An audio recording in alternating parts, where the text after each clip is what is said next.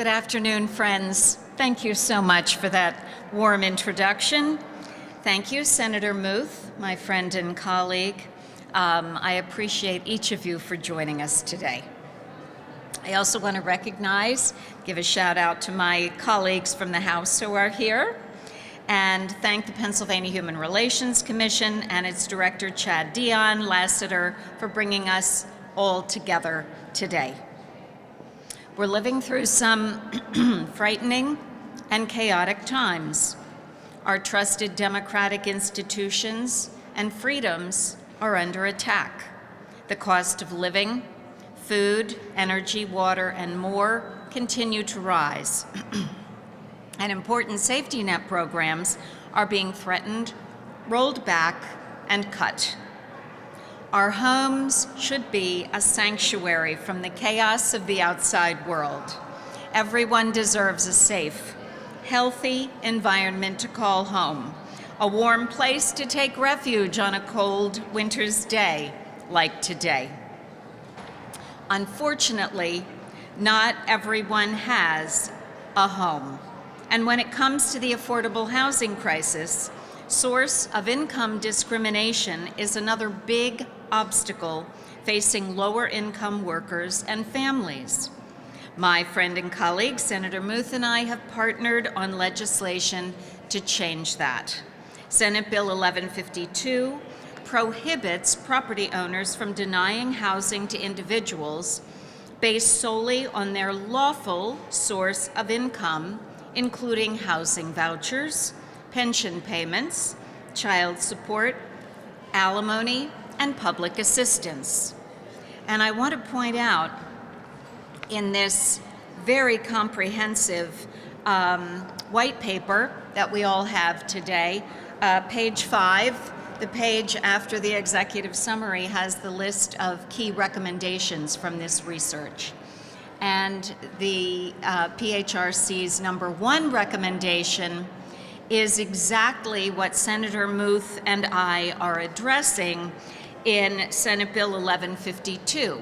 And should this bill actually move through the Senate, move through the House, or vice versa, and to the governor's desk, we would be able to eliminate and address this roadblock to housing.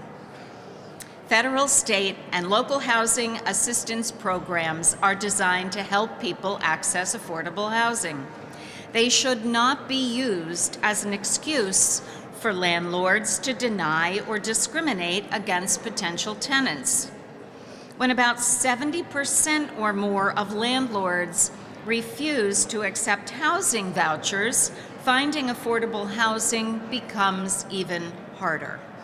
We developed this legislation with input from housing stakeholders across Chester County, including the Chester County Housing Authority.